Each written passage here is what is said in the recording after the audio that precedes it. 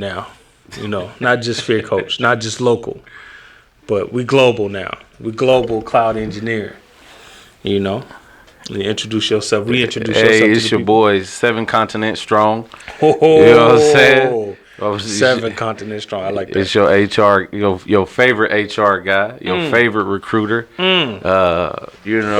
Your favorite Mr. Ink is dry. Same man, different hat. You know how we do it. Yes, sir. You know what I'm saying? Yes, sir. Still no brim. Hey, there ain't no brim on You the look trim. like a merchant. Like a merchant that's from Saudi Arabia. Excuse you, an international merchant. Oh, okay. You got the gold in your mouth. You like your traffic guns, sir. Weapons. Hey, buddy, we here now, man. Did you wear that to Africa?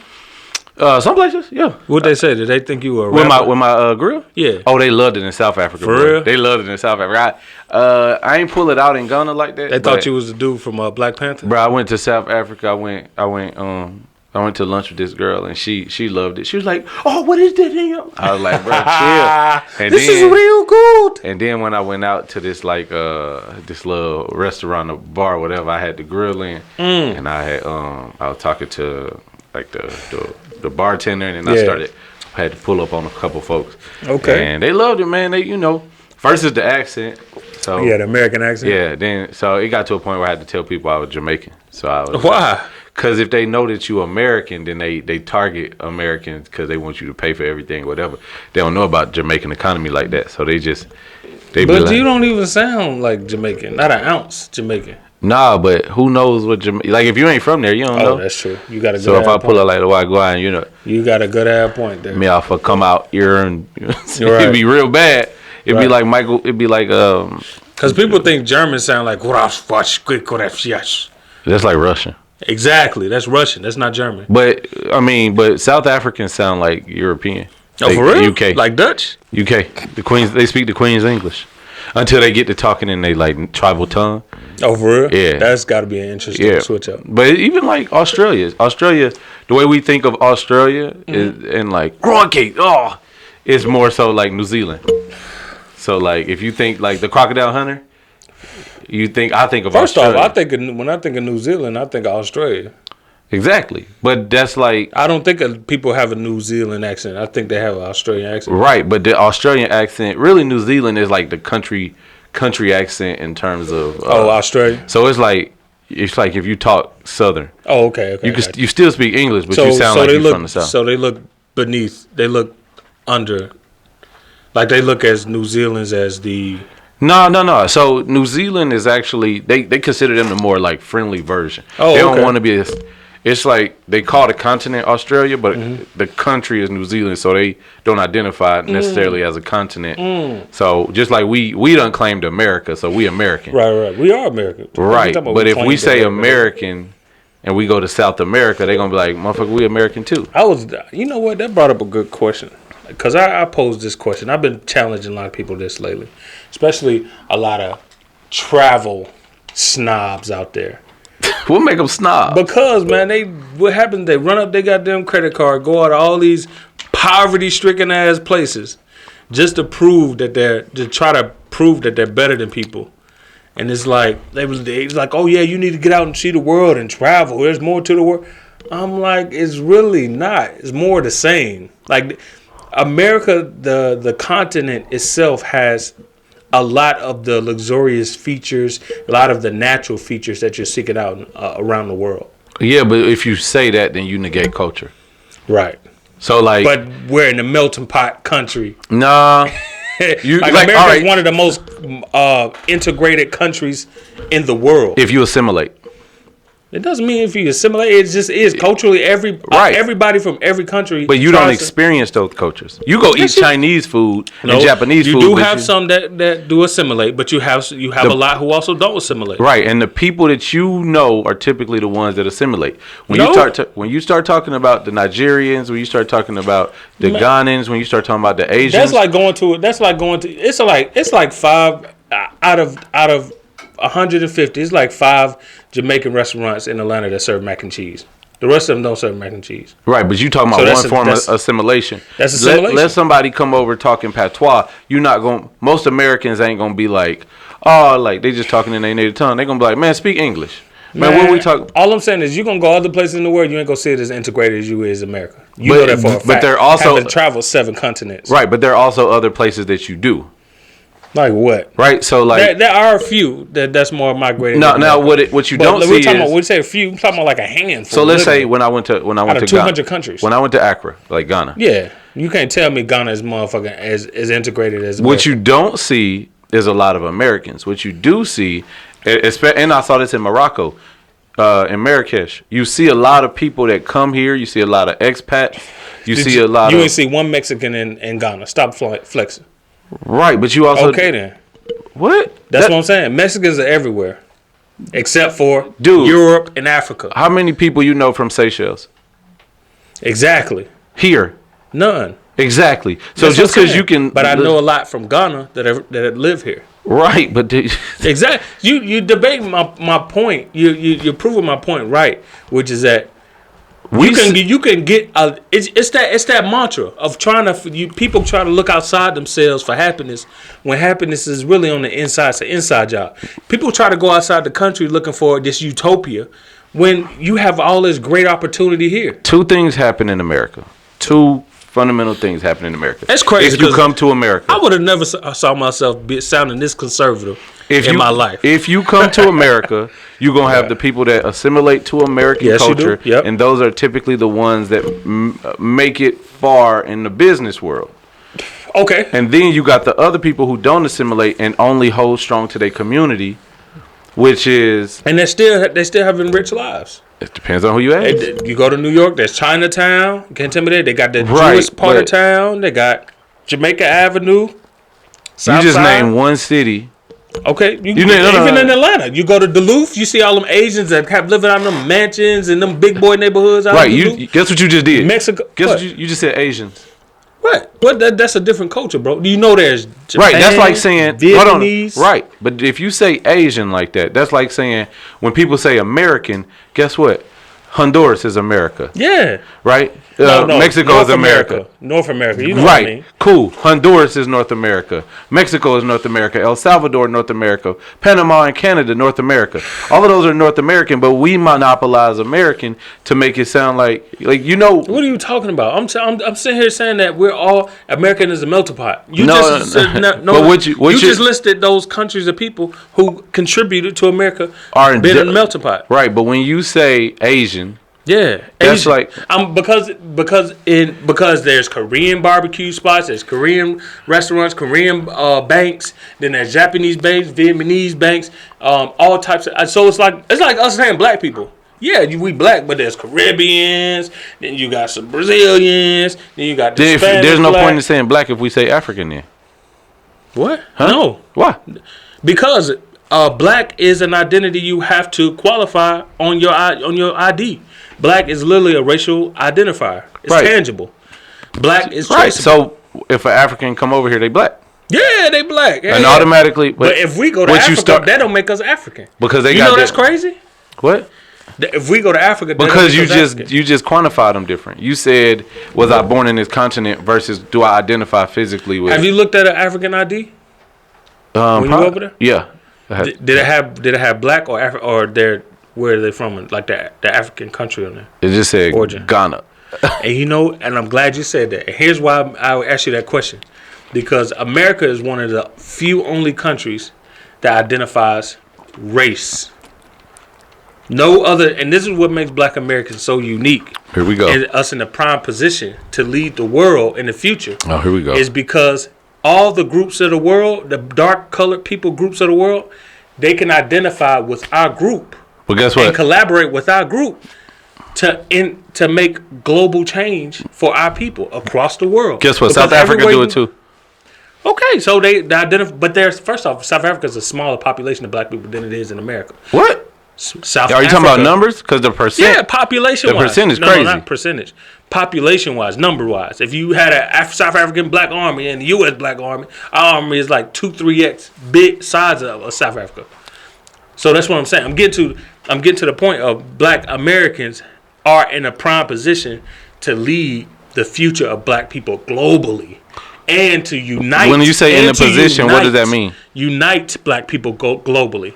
Meaning that you said, what do I mean by what? When you say we're in a position to, we're in a position because we have the most privilege out of all those groups. You can't go anywhere else. I could agree with that. Anywhere else in the world and prosper. Do we utilize our privilege appropriately? A small percentage of us do, unfortunately. Very small. Yeah. You're talking about a small percent of a small percent. Just because only a small percentage take advantage. Excuse me. Just only because a small percentage take advantage of the privilege doesn't mean the privilege doesn't exist for all. No, I know that. I agree with that. Okay, so that's what I'm saying. Black America. I'm just saying. I just want black folk in America to be proud of being from America, bro. I don't. And to be proud of being American. Your folks built this. Your folk built something incredible that the world never seen. The world has never seen black people like they've seen black Americans. We literally come from and just because the world ain't seen and other just black less people. than 200. No, the world has definitely seen other black people. No, in less than 200 years, we went from being illegal for you to learn to read to having in a 200-year jump, becoming presidents of the country, becoming billionaires in the country, becoming industry leaders of the country, building schools, like in just 200 years. There's countries, African countries, South American countries that are heavily black populated that's been around for thousands of years and haven't made the leap. If that's the case, you should thank white people. I'm just saying. If that's the case, you have to thank white people. As they teach you in therapy, you have to learn to make the losses count towards your purpose. So slavery was a terrible thing. But we gonna make the best out of a terrible situation. Well, I'm talking. So, listen, I'm never one. It was a terrible opportunity. Let's just say that slavery was it was a terrible opportunity. They said, "Look, we're gonna give you slavery. Now you're gonna be better than all other blacks in the world, but you're gonna have to work for free for generations and have to do inhumane things." And that's the thing. Like one of my things about when you talked about traveling. And you don't, because you said something about this a while ago when we was talking in the DM, and you was basically like, traveling ain't, what did you say, traveling is for women or something like that. You said something. I said it's for women? Yeah. I ain't say it was for women. Yeah, you and somebody else that we was talking, and we I said traveling is for women? Yeah. I would never say anything like that. I don't think traveling. I don't think traveling is specifically for women. I think anybody can obviously travel. I think it's actually more dangerous for women to travel than it is for men to travel, especially alone. Yeah, but I think not even outside the country, going to Quick Trip at 2 a.m. But so my issue is, I think it's imperative that we travel so that because everything in a vacuum.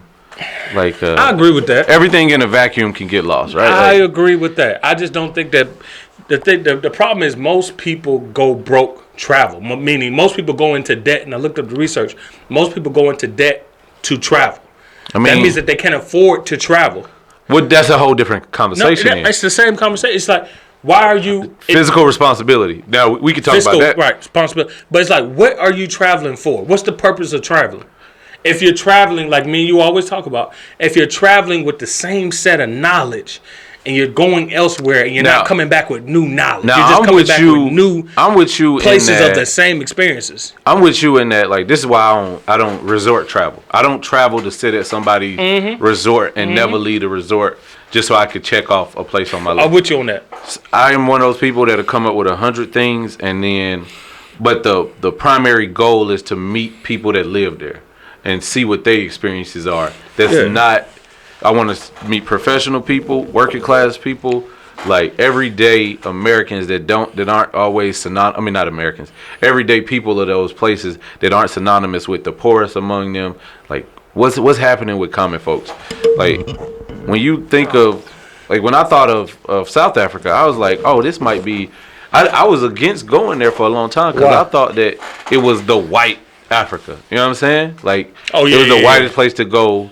Yeah, but it's a white safe haven in Africa.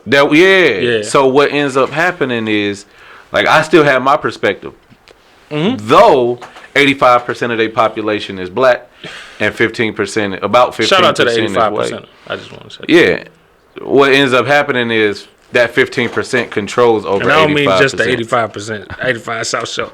But so it's funny, you did say that. 85% of the population is black, but 15% control 85% of the 85% of the resources. And maybe, yeah. That was crazy to me. But that speaks to, again, Do you think? And I know they're just coming out of apartheid, and that's the thing. I want to say this about black people: we gotta stop. We gotta stop looking to be find the victimization in situation, and acknowledge that where's victimization, but find the heroism in circumstances. Are we talking about because of apartheid? Because people say, well, they just had apartheid, and you got people from European countries that still control the land and the resources, and and black Americans got slavery, and we had slavery and how it affected. While true, at the end, also, that doesn't negate the work that has to be done to rid our communities of all this economic turmoil. Are we talking about black people here? Or are we talking about black people in general? Because that's a consensual black statement or black position that I'm going to say nearly most blacks take when it comes to why you just didn't self-resolve. And it's always looking out to, well, they made it hard for us to self-resolve. Yes, they did. But guess what? That doesn't negate the fact that we still have to resolve. We have to resolve this issue. I want to agree with you. I think in America we do have the privilege that so many other people don't have. I was looking it up. Man, we're talking about these water boys. Them water boys over there. Them banana boys over there overseas, boy, they way more aggressive. But for real, like, we got to think about it like this. Unemployment rate in America is under 5%. It's under 4%. I think it's like 3.2 last I checked. What? You said unemployment rate. Yeah, Joe Biden's doing a good job. Which doesn't mean... I'm not a big Joe Biden. I want to say I'm not a Biden supporter. You know what I'm saying? I did vote for him, though, but I'm not a supporter. I just thought... I knew Trump was a horrible president. But anyway... which doesn't... Hold on, but it don't mean that... Like, we still feel like our economy is doing bad at... Right. And we've lost because of inflation, tens of thousands of dollars. Yeah. Well, we don't realize perspective. This is why you have to travel, because you get perspective. Again, but 85% of South Africa is black. Mm-hmm. Over 30%. They have over 30% unemployment rate. Damn. And it was worse during the pandemic. Damn. You know, bro. Sorry, it's approaching 30%. It went down. It was lower than 30% pre-pandemic. It went to 30% post 30% during the pandemic, and now it's hovering around that. They have what they call load shedding. It's never been that high in America, not even during the Great Depression. They have what they call load, and that don't account for underemployment. Oh, damn. So it is probably... They got what they call load shedding. And load shedding means that 3 times a day the government shuts off power in certain areas, each area. So if you in this district, you get it, you're going to have it between this hours and this hours, you don't have power. The same thing also happens with water at times. So it's really messed up because, and when you talk about the water, it's way crazier because they get their water from, it's a huge... I like that hoodie phrase. I just caught that. Yeah, 7 continents. I like that. All right. But they cut off your power in 3-hour increments 3 times a day. So the only businesses that can thrive are businesses who have the resources for generators. Oh, gotcha. And backup. So that means small and medium-sized businesses won't even thrive because you don't have power, you don't have internet. So why do they do it? Do they do that to reserve? Yeah, it said it's done for reserve. Oh, okay. However, again, if small and medium businesses aren't thriving, who's thriving? The ones that's dominant. Which means that you have to have the money, the capital, right? And then it's also, I mean, if you ask them, it's a high level of corruption that's happening too. So it ain't to pick yourself up by your bootstraps. Wait. Hold on, I'm about to get to that. And however, I still talk to people who have this ideology that I can do what I want to do before I do what I need to do. Bingo. I've met people in South Africa who work in certain industries that will, and I met a young lady who we worked in similar industries, both working HR. She said she picked the wrong industry. She's choosing to go into, get retrained to go into theater. Oh. So she just so it seems that there is an opportunity to go into a more lucrative field. Right. But that's she not go get lit. That's not what's gonna make her happy. It's unfortunate that this idea permeates. Yeah, this idea permeates throughout, but there's still this acknowledgement of what we don't have. I think that's a very interesting concept to carry. And I watched this Nigerian statistician one time speak about how Nigerians have taken advantage of. They've gotten out of that mentality. A lot of them are getting out of that mentality and starting to just self-resolve their own issues instead of relying on the government. And the point was overall just like we don't have the luxury of normalcy, of having normal behaviors, exhibiting normal behaviors, and not being severe consequences. We're just not in that position. So she was like, a lot of Nigerians are just getting to that point of understanding we're here to save ourselves.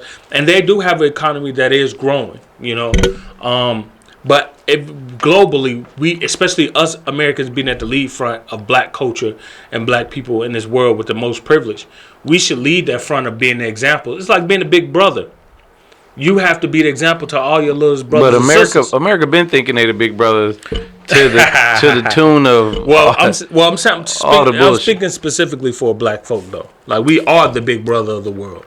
We have the most resources. We have the most opportunity, and we can't. If we sit here and gripe about what we don't have due to systemic issues, then what are other countries that look towards us that are black? Guess what are they gonna do?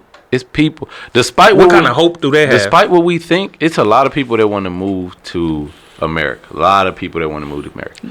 Despite what we think, it's a lot of people that don't want to move here. Yeah, I agree. Because they see how black people, like the portrayal of black people is y'all gangsters and then y'all get killed. Mm-hmm. Well, that and a lot, other people from other countries put nation first. Like they're very prideful in their nation. But it ain't about that because a lot of them want to a lot of people still want to leave where they are because they identify. It's people in South Africa. Now, mind you, I couldn't walk 2 blocks. They telling me not to walk 2 blocks to go to X, Y, and Z place or to the mall or whatever because you never know what's going to happen in those 2 blocks. You should have took that gold out your mouth. And had the bees on, man. I thought it was going to bless me. But they don't even want you walking 2 blocks. You got to catch an Uber everywhere. They basically saying it ain't safe anywhere because of the threat of harm. Yeah. And it ain't just like... And it ain't because they're heathens. It's because they doing it to survive. Yeah. And so even in those situations, they saying, I don't even want to go to America. I don't want to get killed. At least crazy. I understand the threat that I have at home, and I know how to protect myself against that threat. Right. I don't even want to go to America because I see how they treat black people. Yeah. And unfortunately, I'm still advocating, but I'm like, nah, you ain't seen as a black American like that. Like, they not gonna look at you, listen to you speak the Queen's English, and then see you as the same threat as they gonna see me, you and I. Yeah. So, it's a big fact. They're going to be like, we rooted in pollution. That being said, if y'all see me get married to a Nigerian or African in the next year or so. In your global travels, because I'm very proud of you, first off. 7 continents is amazing. I'm going to give you your salute. Not just 7 continents. I'm going to give you your salute 7 emoji. continents in 1 year. I'm going to give you your salute emoji. That is an amazing accomplishment. During your travels, did you find any potential of like, damn, you know what? Maybe if I get my visa here, I might make something out of you. Man, you find that kind of as much as you want to be optimistic about somebody overseas, you listen to it's these sounds in the back of your head that say, "Is it real?" You know what I'm saying? It's these voices. She know you just here for a good time, right? So what? And this is my advice to anybody that travels and trying to find love and stuff like that. Go to people who don't need you regardless. And that should be how you approach life. I'm about to say, that's how you should move here. Right. So if you with somebody that's with you, like you go to Morocco, you go to Ghana, you go to South Africa, you go to the Philippines, wherever you want to go. When you go to those places, why don't you start dating the middle class versions of those places, not the people in poverty that need you to survive Because as soon as you listen, man, I get blown up every day by women that I met there, and also men that I met where the men is like, oh man, we could do business. They hit me up like I'm a female every day, 5 times a day. Oh man, we gonna do business. Why aren't you answering me? It's like they need you so much, and this is their livelihood. Yeah, so as soon as you leave them, they gonna start telling you what they need from you, and you don't want to be disrespectful towards it. So one dude, I gave him the information. I told him what he can do and how to do it for free, and he want me to find him that. He's like, he wanted to get paid 6 figures to work in the restaurant setting, and then he want them to pay their visa. I was like, you ain't in, like, you been a server. Yo, I don't know what the hell you don't want over there. What kind of dream you sold? No, I ain't selling nothing, but this is you sold a hell of a dream. But I think they don't consider the cost of living here. They don't consider your taxes here. Yeah. They don't consider how much insurance you need for everything. Oh yeah, big facts. They think they uber expensive. I'm paying $1, $2, $3 to catch Uber around there. You get in the Uber, you paying that 13, just a start. 13 minimum. That's just a start. Averaging 30 if you're trying to go to somebody's job. And so it's like, and they gonna have an attitude if it's less than $23 ride. And get this, I met a guy coming from South Africa, and he went to Montana to be to work agriculture. Now this was an interesting story because he was a white South African. Okay. So they said the difference is, well, he said the difference is they call black people African, and then they call white South Africans Afrikaans. Afrikaans. Oh, okay. Then they got black. They do identify as black, white, and then colored. What the fuck is colored? Colored is, somebody said colored is Drake. Colored is mixed race brown person, but not like an Indian person. The Indian person there is the Indian person.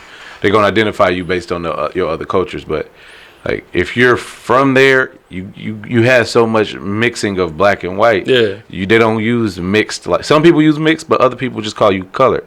So if you got a Drake and let's say Drake made it with a Drake. Man, I think somebody calling me color is worse than somebody calling me. Well, that's what I told him. That's what I told him. Here we don't use colored as that's an identifier. Offensive as hell. Yeah. But so this is what happened. That's an old racial guy.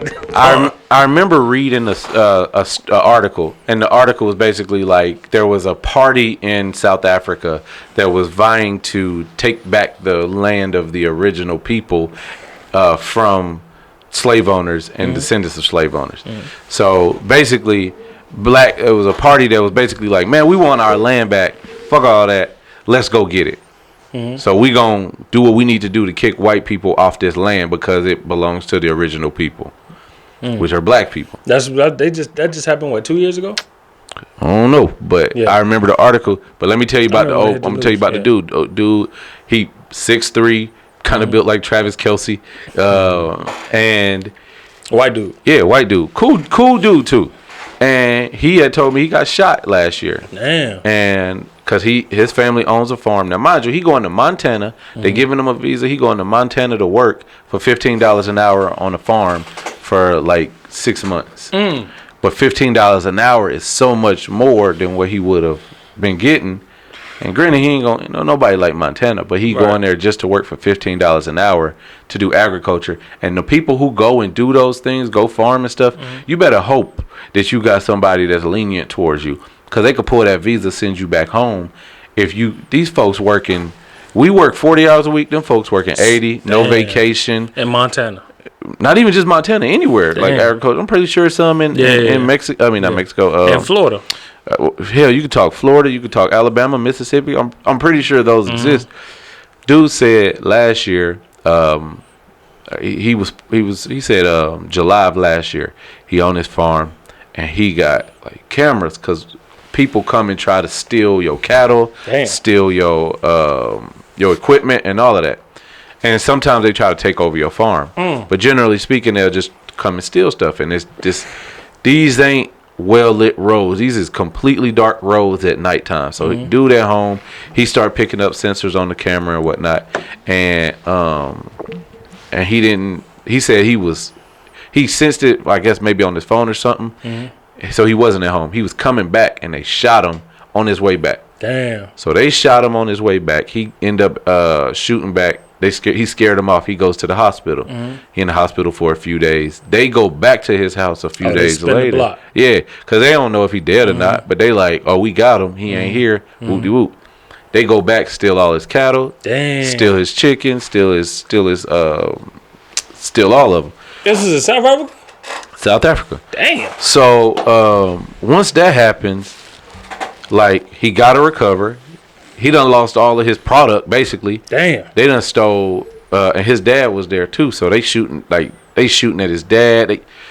These is whole shootouts happening. That's crazy. And he was like, he know in the last 2 years, he know 8 people whose property that have been. Damn. People been gunned down. People been killed. He said one time it was just 3 dudes standing outside AKs shooting into your crib. Dude got 2 small kids. So on one side you want to you like damn. I understand. Here talk that revolutionary shit, bruh. But the other fucked up part is if they can't sell it, these people are losing these cattle, and these cattle are dying because you just want the land, you just want the cattle, you don't know how to tend to it. Yeah. So it's almost like you want it because this is part of your livelihood, but at the same time, if you don't know, if you haven't never been educated on how to deal with it once you got it, you're just gonna be outside with it. So I don't know. We're just gonna lose it again. All that to say, South Africa was a beautiful place. The infrastructure of South Africa in terms of buildings and stuff look nice. It does have the stunt. And when I say South Africa, the only place I've been is Johannesburg. But the infrastructure and buildings of the middle class areas were nice. You do see the staunch difference in the haves and the have-nots when you driving like back to the airport and driving to Soweto, where Nelson Mandela and another Nobel Prize winner lived. But like it's when you see that corruption, and it ain't just in Africa. I seen it in Puerto Rico. You see it here. Yeah, but in Detroit. Take 75 south and see if you don't see some shacks. But so hold on. So worst country. So what's the best country that you hit? On 7 out of all 7 continents, best country. Only one. It ain't. I'll tell you. I gotta give you 2. So, my favorite place has been Marrakesh, and then Sydney, Australia. So Marrakesh, Morocco. I knew you was gonna because it was. I didn't know what to expect. I thought we was gonna move. I thought I was gonna move into like this heavily Islamic influenced place where it was strict and all of the women were covered up. Now what they do have is New Town and Old Town. Old Town is like moving out of downtown area and all of that. Moroccan people are very big on gardens and pools.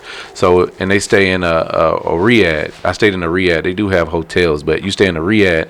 And it's typically built in a square, and in the middle of that square is a beautiful garden, and then it's also a pool, a maintained pool. Now, folks ain't swimming in the pool, but it's literally there for aesthetics. The people were kind. The women were beautiful and brown. They partied like crazy, too. You mean colored? Nah, that was in South Africa. They brown. But ironically, too, people in like sub-Saharan Africa, they don't have that same level of respect for Northern Africa. And really, yeah, because they don't consider Africa. So when I went to Ghana and I said, I went to I was like, I've only been to Morocco. They was like, that don't count. What the fuck? Because they are, a lot of them have more Middle Eastern ties. But this is what I mean about black folk. I mean, but like black folk gotta see it all. We gotta see us all in it together. If you dark colored, darker skin, colored and below, colored to black. If you're of that hue, you participate in the culture. We are all united, and this is what failed. This is what failed Africa and sent them into being the least profitable. Or getting the worst end of the stick in the slave trade, because they kept seeing other members of Africa, other people from different tribes in Africa, as different tribal members. They didn't see them as that's my brother, that's my sister. Europe did it too. They just ain't suffer the same way. Look, if we talk about Europe and Western influence in this, we can't sit here and act like the consequences for behavior are the same. What one norm group can do as normal and get away with, because they have the systematic backing to support normal consequences, is just the way it is. Our consequences for our normalcy are a lot more severe. We got a lot more to lose. So Africans at that time, during that time period, and I'm not getting off them and I'm not giving them no goddamn break. They should have acknowledged that is my brother, that is my sister. I would not sell them off this land, because the way that they had indentured servitude amongst the tribes was a lot more respectful, a lot more civil. Who knows that? Well, that's according to the history books. But who knows? No. Books, African history books. But who knows the consequence of that, right? Yeah, I mean, like if I'm beefing with somebody, slavery by any means ain't good. Facts, right. But I don't know that you treat them different than. Yes, you do. If you come here, if the Europeans sent their scouts to come scout the area, and I'm welcoming them, I show them how we conduct business on our land. Right. You get to see how indentured service. Somebody walk around and be like, yeah. Treat it. I get it. Yeah. But I want them for. Right. But no, you come in, you're like, oh, y'all doing that with them? Oh, okay, yeah. They don't even know how we treat them over there. How y'all ain't really getting the most out of them like we gonna get the most out of them. But yeah. Y'all do it's cold. You don't want to let you don't want enough to compete the team you competing with, the advantages that you have. Yeah. So of course, you wouldn't. They did get to a point in time where they did know, because there were slaves that escaped slavery from North America. They came back to Africa. Wichita is one of the countries named after America. I think it's Libya or something like that. Mm-hmm. They're one of the first established Black American colonies. You think that word just spread around Africa that this was happening?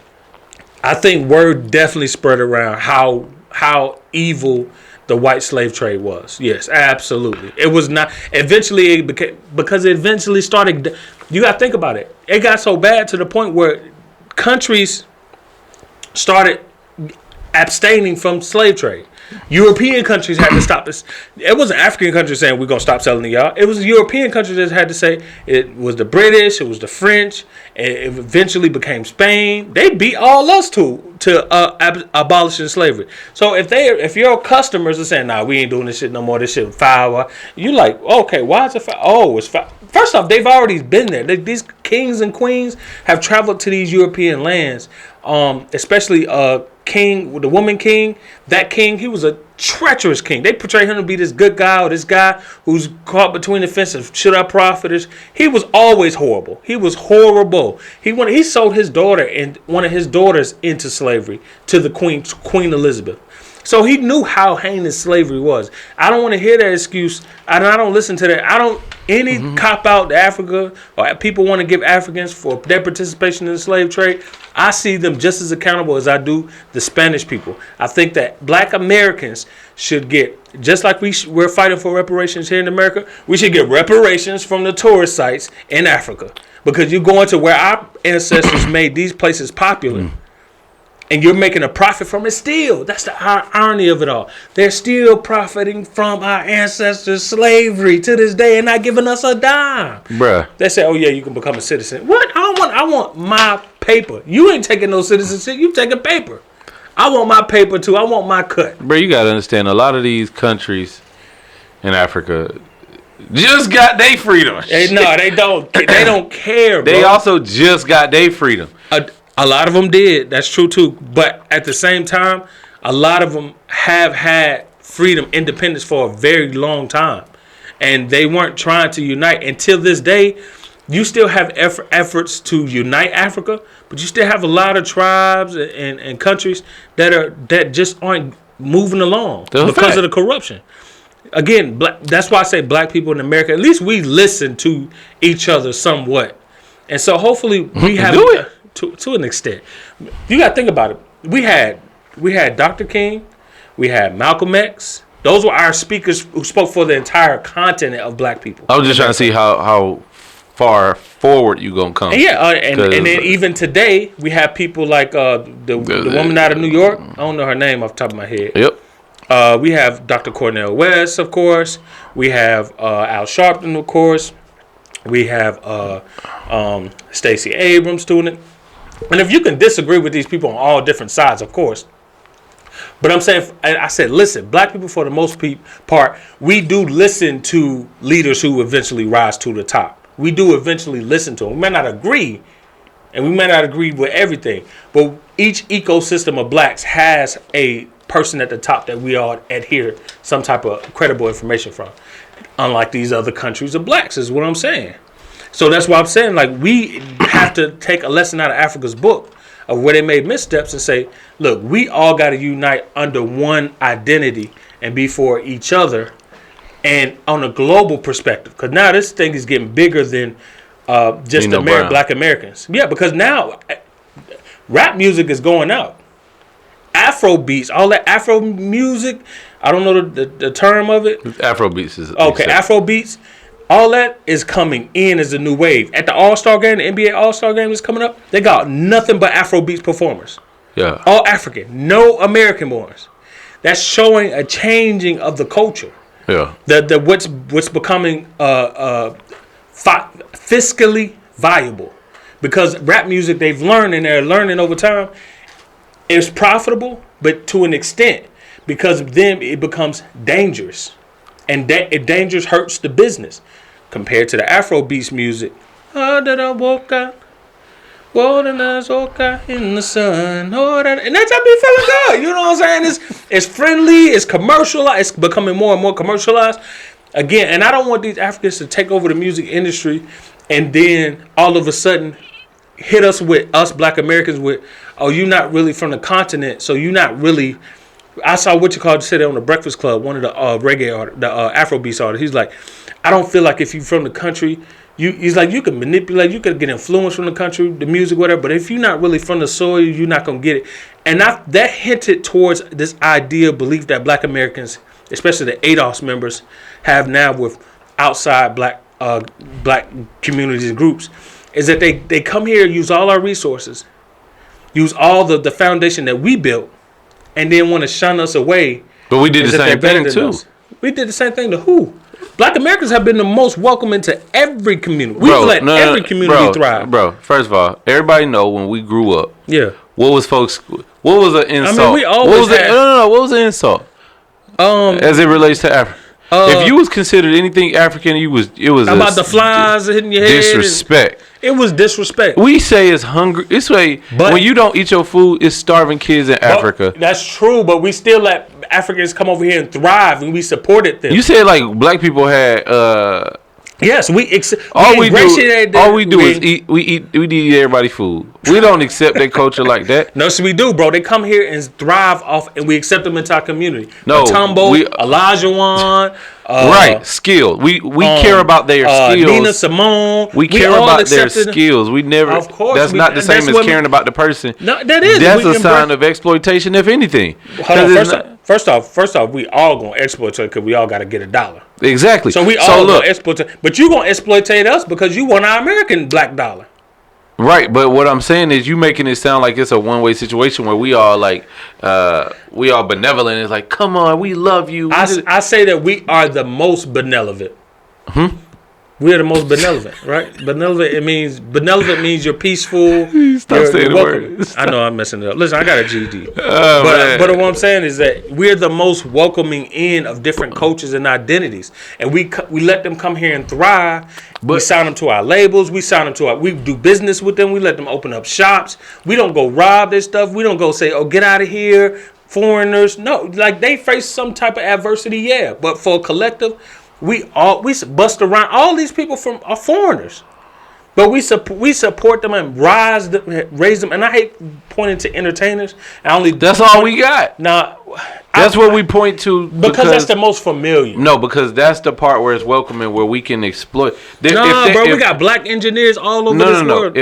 If we didn't see African people as people who contributed to the things that make us feel good. We never point and say, "Oh man, the best Nigerian doctors, the best Nigerian lawyers." Yes, we do. What are you talking about? We always talk about how the rising middle class is majority Who of is we all? Who is this we talking about? And blacks in the intellectual space. Dude. Blacks who actually care about politics, social issues, civil issues, Bro. who actually are professionals, white collar professionals. The blacks who actually are making some of their lives in a productive manner. That's not We are the ones I'm talking That's about. still like almost talking about an elite class. All right, most black Ain't got no money. Of course. Ignorant. Of course. To the fact And still be ignorant and let these Caribbeans and Africans come over here and do business you go up and down Memorial Drive, it ain't nothing but African shop, Jamaican shop. Do we say don't do business in our community? Who do we do that to? We do that we stay having smoke for somebody. But no. But who do we ever not patronize? That's what I'm saying. We the most benevolent group in the world. We let everybody come get money out of us and with us. Can you stick to what you know? What? But is benevolent the wrong word? No. Okay then. All right then. Let me be right then. I'm just saying we the most black American. That's why I'm saying we so special. Having been to the most, and we're most welcoming to everybody. Everybody can get money with us until you don't understand what they saying. Until you go viral for being racist to us. As soon as you don't know what they saying, it's an issue. What you talking about?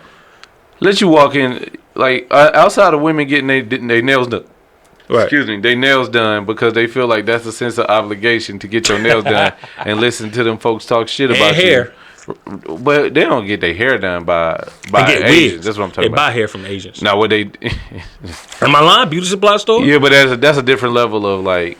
But you see the tumultuous arguments. Yeah, because they feel if they get offended, because it is you should feel that way because it's like, damn, you coming in here, you got all these black posters in your store, black women and black this and black hair and black, and you got all these Asian workers working here, and you in their store. Hold on, and you in a black community, but you catering to black people, and you gonna have the nerve to disrespect my culture, who enriching your family to be able to do more for your family overseas.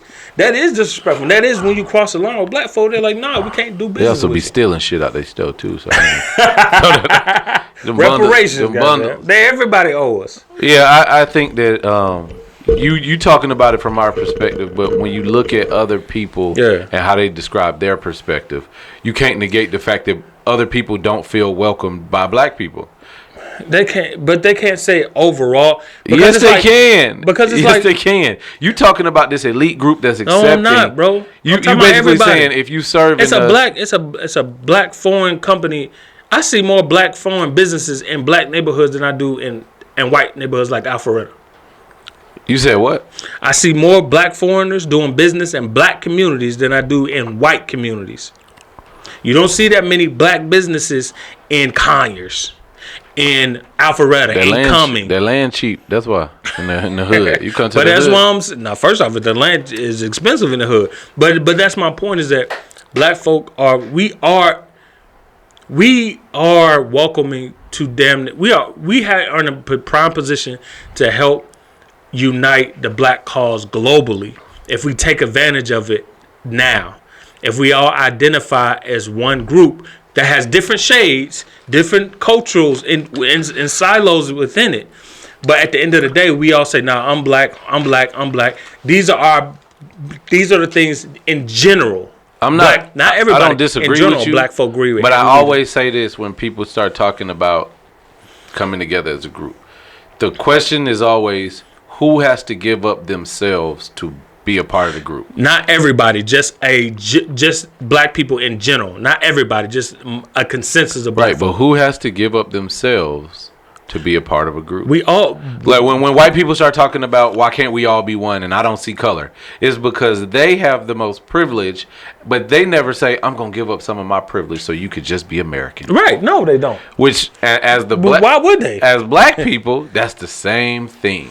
No, it's not. If somebody comes to the black community and they talking in their native tongue, right? Or I met women and men who have tribal marks. You can't get mad because black people don't understand different languages, right? But it's not. We don't even speak English that good. It's not. You are absolutely right. But it's not. When I say we, I mean me. It's not like there is this acceptance of the difference. So there is an acceptance of the different. Well, are you saying that black folks aren't ingratiating of people in general of other races? You are accepted as much as you can assimilate. The more you can assimilate. That's not true, bro. Yes, sir. Outside of this entertainment industry, the entertainment is the part of your culture that we can accept because we can find a space to like it. We can find a space to like your art. We can find a space to like your music. But when I know you done heard people talk about like the way the food people eat. Yeah, but black people even have to assimilate. Right. So, there's a stratosphere of acceptance. Yeah. So we don't like having to capitulate to white culture all the time. Yeah. How do you think Africans feel when they feel like we have to capitulate to black culture? For example, hold on. It was a lady what I was talking to in South Africa, and she was like, "Oh, I would love to go to HBCU in America." Oh, no, the hell you don't. You go there, you be like, "I got better water at home." She was like, and one girl lived in New York for some time, and she went to a school, and she was like, "I was almost exclusively relegated to the international house and the international people. I tried to hang out with black folks; they wasn't fucking with me." Yeah, but. Well, why wouldn't this? Because college students are seen as this progressive group. Even the progressive group of over 90% of the professors are liberals. They vote liberal. Even the progressive group of black kids is ostracizing this South African black girl. Why? Listen, we can't sit. That's the norm. No, that's not, and that's the thing I hate. Just because you have these anecdotal experiences where everybody get picked on, short black men get picked on. They're the ones that's ostracized the most. Well, by you. No, not I'm super pro short man. I won't. If I have a daughter, her husband better not be taller than 5'9". Given your situation, 5'9", no shorter than 5 foot. Your daughter gonna be 5 foot 10 at least. But I'm just saying, man. I say all that to say, everybody has to assimilate, and everybody faces turbulence and adjusting to a community. But at the end of the day, don't nobody love on you, support you, and boost you up like black folk, even if you ain't even from. Man, get out of here. Angelina Jolie be adopting all the black kids and Madonna. If you African, you need to identify as a black person, period. Now, that's one thing that they would love to do, because when I was in Africa, and not even in Africa, when I was in Australia, whenever I saw black people, they love to be around black people because this is the culture that you are looking to the most. Yeah. And when I go places, if they identify me as an African American versus an African, no matter where I go, it's a way different treatment. Black people are straight as long as they're not starving. What do you mean? They ain't starving for resources. You usually gonna have a great. We're very chivalrous. Name a group that ain't like that. That's what I'm saying. That's the point that I'm getting to. Every group is like that in the world. So these problems that these foreign black folks are having with black Americans are often around black Americans who are poor. They have lack of they're gonna be mean to anybody.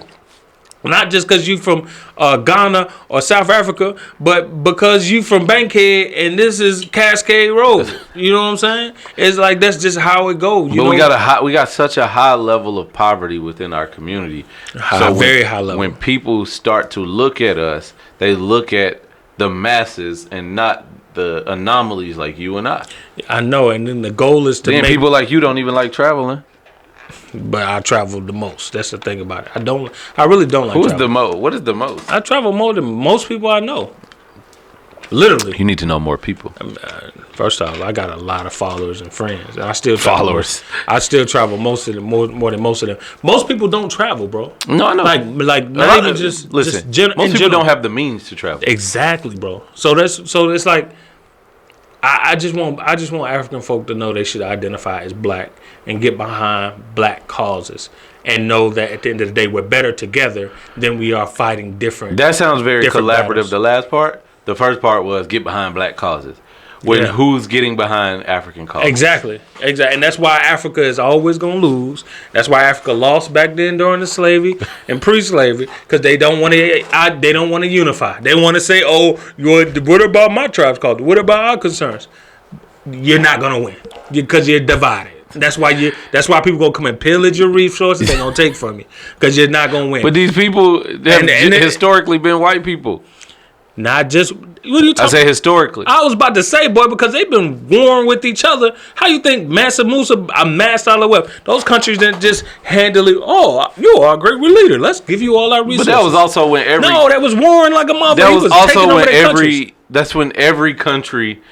And space was doing that. Right? Every country does still do that. Russia's doing that with Ukraine. It's all about being about territory or taking over territory. No country has given up that. Most countries have never given up that territory willingly to another ruler. It's never been like that. But what I'm saying is, if these Africans don't want to get down with the black causes, then black people, especially African people, are going to continue to not have. Because they don't see the power in unifying. At some point, you have to not put your needs aside, but you have to subside your needs for the larger cause in order for your needs to get met as well. Wakanda talks about that perfectly, and Black Panther, which I thought was. What did you think about the Wakanda? I ain't like it. Damn, you ain't like it for real? No, I ain't like it. Why not? I think that we already lost Chadwick Boseman. I think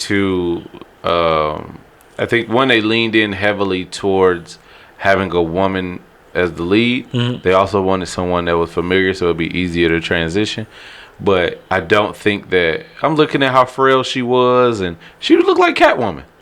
She like a teenage Catwoman. Yeah. Instead of Black Panther, and it's not because she's a woman, because I think that Lupita could have played a better Black Panther. You know what I'm saying? So now we gotta wait for the kid to grow up to figure out who's gonna be an adequate one. Yeah. I also was like, it's too much for the mom to die. Like, we've already had such a strong figure being lost, and now another one that's just as strong is lost. And the people that are supporting the cast now haven't even been put up to the front like that. Agree. Lupita should have been put. She was seen as a key figure, but she should have been put up literally at the front. Yeah. Of it, and I think she would have carried the movie better. I agree. And I think I saw that right around the same time I saw Avatar, and both of those were just too sentimental. I loved Avatar. I did like Black Panther. I didn't think it was terrible. I did get a lot of men's, especially traditional conservative men's, take that it's this women narrative that women can lead men, and especially because it was following up Woman King.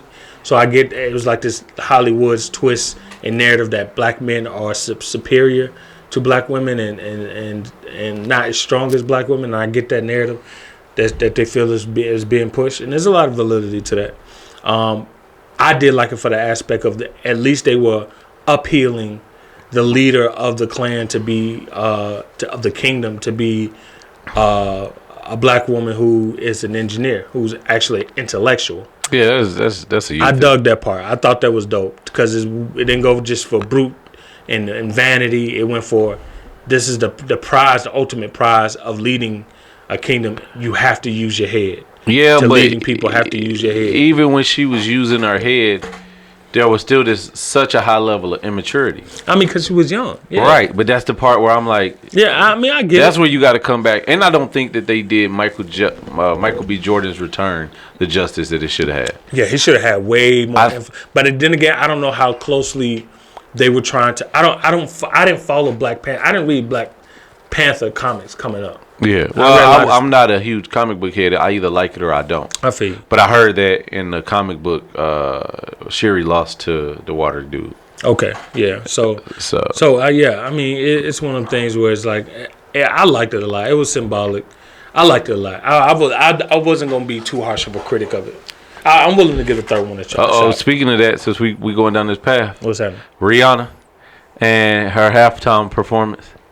Love Rihanna to death, but it was trash. Listen, man. Love Rihanna to death. I'm gonna keep supporting Rihanna. I bought women Fenty. You bought men Fenty. I love Rihanna. Rihanna got some of the best songs in my life that I love. Especially that song with her and Drake. Oh man, and the one with her and Chris Brown. And over and over.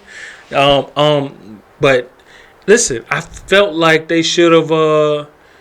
I felt like they should have had guests to help carry the performance, because due to her pregnancy, she just can't move like she wants to move, and that's not.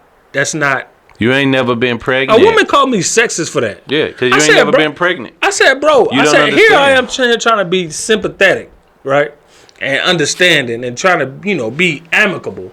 Cause I could just be like a harsh critic and be like, it was trash, and she shouldn't have got up there knowing she was pregnant. They shouldn't have hired her knowing she was pregnant.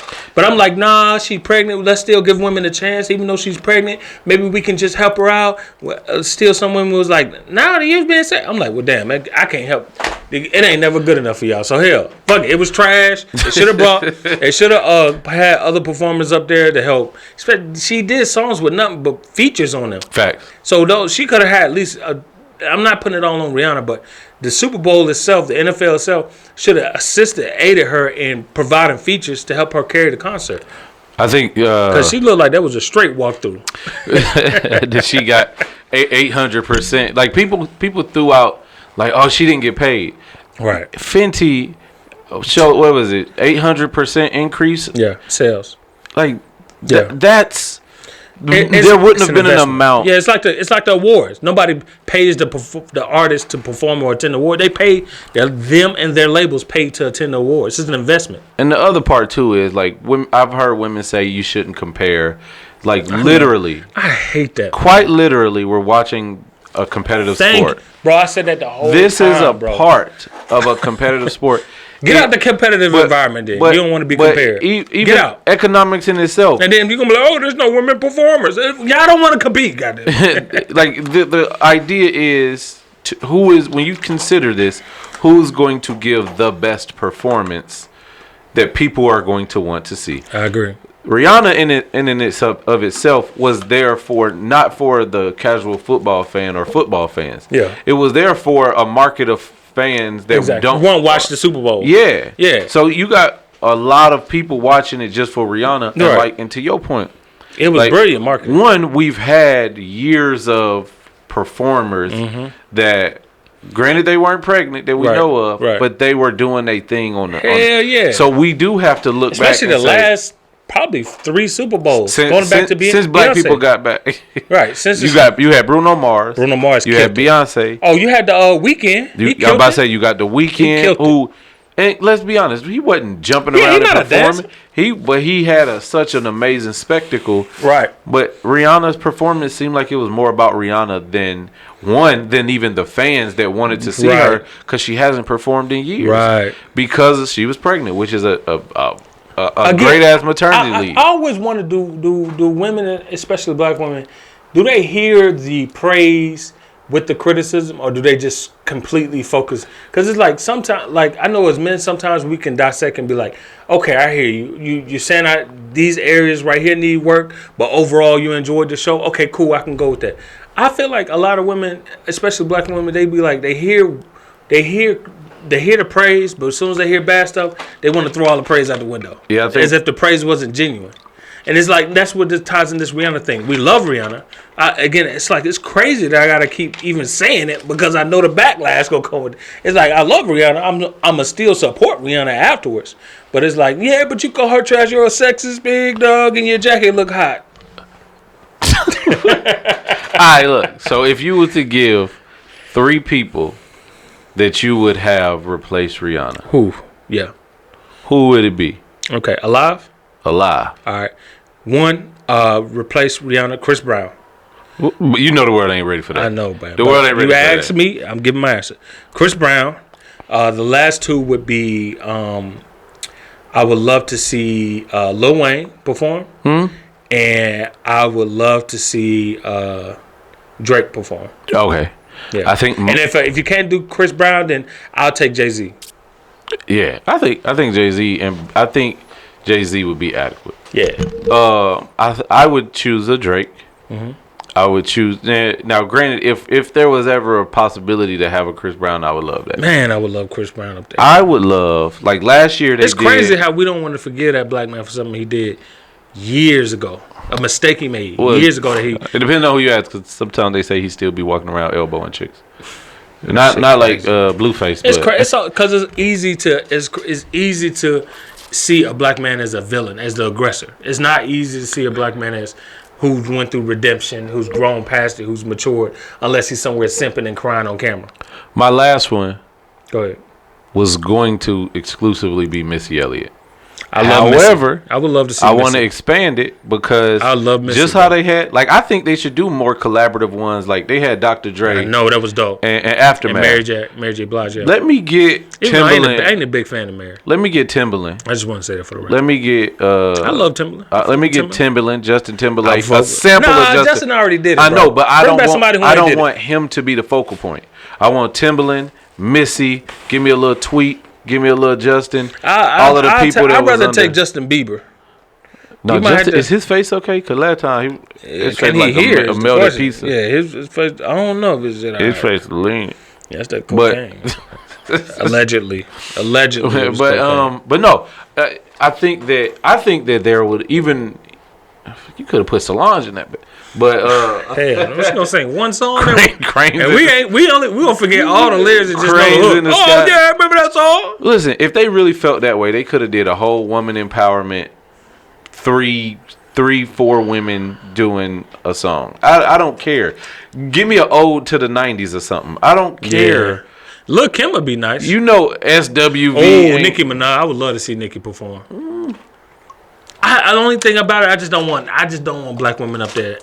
I was about to say you can't have either one of those two. Yeah. You can't have her or Cardi B. Yeah. And those would have both been amazing performances. Yeah, amazing. But I do think if you have a Wayne, then you can have a Nicki and a Drake. You can have a Young Money. And Young Money, If they wanna put Tyga on there, then he can walk out.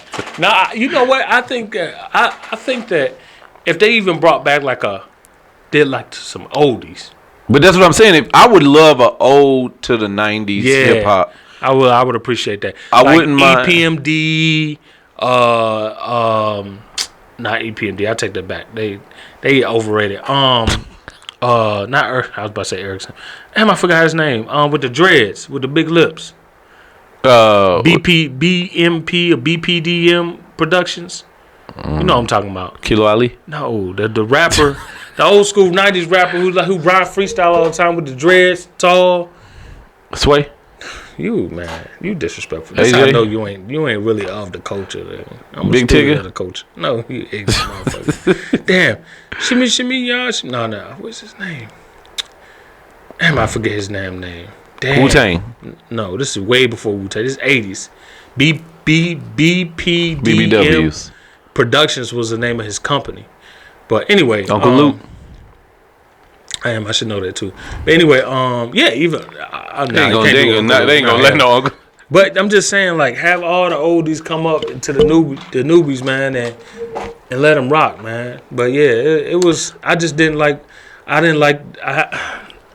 It probably wasn't for most men. It wasn't for If we aren't fans, then we're looking at it as a performance. Yeah. You got people who've been waiting years. They've been waiting folks be waiting on Beyonce tickets. Yeah, to see Rihanna perform. They've been waiting for years, and not even just the tickets. They've been waiting to see her because all they see is the Fenty, and all they see is the. What did you think of that Vogue cover with her and ASAP? Yeah. What was it? She was walking up, and then he was behind her with the baby. Mm-hmm. I mean, I thought it was an accurate depiction of who leading their relationship. I mean, and not even. I agree with that. I think it not even who's the head of the relationship as opposed to the figurehead of their relationship. We wouldn't talk about ASAP nearly as much if he was with somebody lesser than Rihanna. I think black people don't understand that Vogue is a global brand, that there's people in this world who haven't experienced a black person yet, or if they have, it's been in 1 or 2 instances. And I experienced that in Germany, 1 or 2 instances. And the pictures and the images of us that get portrayed around the world get heavily embedded in these people, in their idea and visualization for us, which affects the opportunities that we get, which affects the engagement or lack of engagement that they want to have with us. And it's while again always supporting Rihanna, that's going always go over their heads.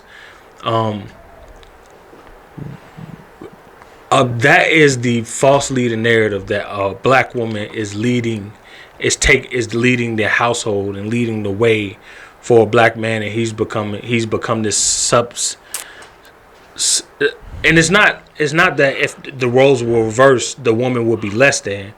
It's that men measure men, and men of different cultures measure men of different cultures, and you have to always position yourself in a way of power, because if not, those cultures will see you as a vulnerability and weakness, and they will treat you accordingly. You will get less opportunities. You will get victimized more. You will get tried more and disrespected more. People can think they can take advantage of you because they can be like, you weak. You led by your women, and your women are all entertainers. It's like in Vogue, and this speaks to Vogue is not Vogue is strictly a vanity institution that has no real tangible value in the world aside from vanity and idealism. And again, but you got to understand too, their objective is not to put a man out front, right? I don't look at enough Vogue magazines to see where Jay-Z was positioned with Beyonce or whatever. It is because we would have had an issue with it if it was just her and her baby. Yeah, black women would have had an issue if it was just her. But right. What you trying to say? We just baby mamas? So a part of it's crazy because that speaks to how important images are. People don't have problems with images as long as it's something they like until it's something they don't like. Then it's, you're portraying us to, like, remember the monkey, all these luxury designers had the black boy, the monkey and stuff. It's like, okay, now imaging is important. Yeah. No, imaging is important all the time. We have to be constant of that. And so the instances like this, like, it's just, I mean, again, Vogue probably don't cater to men at all, don't care about men's opinion and stuff. Yeah, they're not their consumers. You know, it's just annoying. It just shows that's me why I got too many women friends on and they know media. Men ain't gonna complain like that. Right. Right. So women just women are happy to see Rihanna. Right. They don't give a damn. That's crazy. They don't give a damn. That's crazy because it makes you, even as a black. Cause the thing what happens is, it would be cool if women saw these images and kept them there, and they're just appreciating it how they saw it and kept it there. But the thing is, they take those images, they appreciate it there, and lead them into conversations with the general public, especially other black men. Black boys are around, and it's like, and the other black friends and everything, and it becomes something that's so beautiful becomes a weapon. Mm-hmm. We leading these dudes. You know, like women have become the new provider. Like it becomes those narratives then it drives all type of insanity to unveil. Because then you got black men who be like, well, damn, you know, black boys who be like, damn, you know, maybe, you know, women are leading these men, and it causes them to have a disdain towards black men. Yeah, I think that the black male voice, and I know women hate black male podcasters, but I think that, it's like, bro, black men men started podcasting.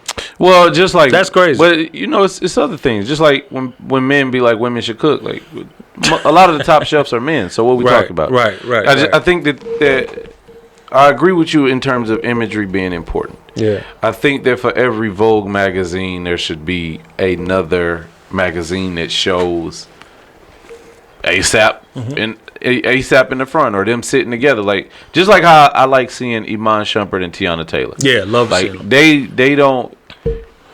both are leaders in their relationship. Yeah, in different aspects. Where you gonna see him as a standalone, her as a standalone, and then you gonna see them together, and you don't get this idea that one is that. I guess it just has to do with status too. One ain't that much bigger. It just depends on which lane you talking about. Right. I mean but that's the thing. It's like, are we promoting enough? And are we promoting? We're not promoting enough black healthy marriages and black marriages overall. Yeah, I agree with that. You know what I'm saying? And our community continues to pay the price for that. But let's get into these black business, and then we're gonna catch everybody up. We've been up to because I don't want to forget about these. Let's hold on. I want to do this too. All right, go ahead. Let me see. I think this is a good time. Right, I had put it out there. I was on this call with some mature group of folks, both men and women, and I had put out there. I put it on like Instagram. What was it? I said a lot of black. We got to stop with this alpha male ideology that don't come with productive results. What you mean by that? Like, it's a lot of guys beating their chest, calling themselves alpha men. I agree, but it don't lend itself to producing something healthy for our community. I agree, 100%. On the call that I was on, and I had made a long post. It's crazy because it's like you either or. Like, they want you to be super alpha, where it's like you're ignorant and arrogant, and you have nothing to back it up, and you some part of some pill movement, or you're a simp. Well, I think it's the ideas that you carry too. Like we gotta understand that. It was 2 articles I read, and they both. One of them was basically like it explained why black men are growing old and lonely. Yeah. And then another article from these are 2 separate, platforms, but a research article was basically delve into why women are choosing to be single longer because they don't find suitable companions. So I think that there is some truth in that. Us as men, we don't really feel like, and me and you talked about it, how traditional black men more so are than women. Yeah. But there is something to be said about us not taking the helm in terms of and the leadership role and leaning into. Yeah, in general. We're talking about in general. No, in terms of in certain aspects of our relationships with one another. But I'm saying the general black man. Because there are black men out there who have done the work, who have but this is casting a wide net. Yeah, because so one of the things that I said is women put us in a box in this alpha male ideology. Yeah, big facts. There's a huge box that we're putting. They don't know how much they encourage men to be. But this ain't me going. This is because we get into the men too. That was really my one point for the women and this little crazy nostalgia we got about when men were men, as if the 60s, 70s, and 80s weren't right with ignorant men with lack of financial literacy and rapists and drug dealers and all that. That those still exist. For some reason, we got this idea that every man in every place was this upstanding man that did X, Y, and Z. Now we did have men that were in the household, which means they were leading their households and things like that.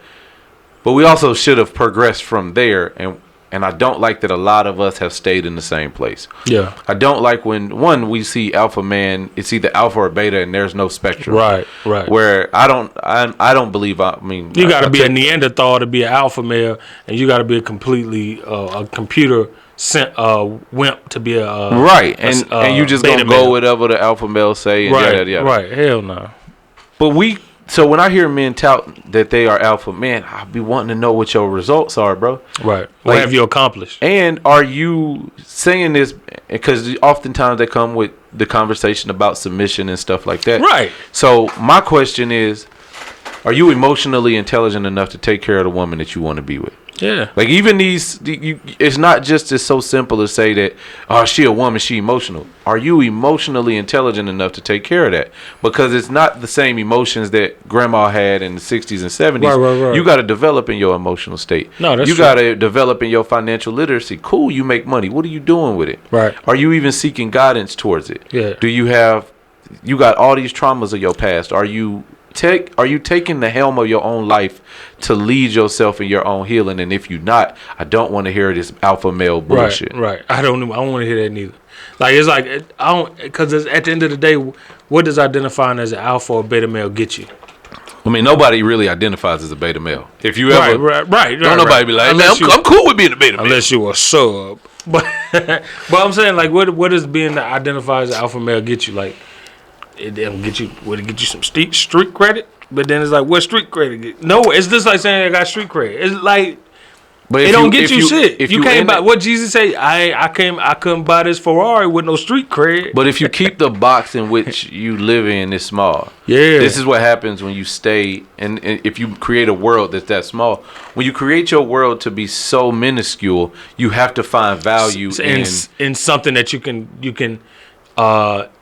kind of put your hands on. Yeah, and when this what happens when you start realizing the world is bigger than your block, your street, and all of that. Right.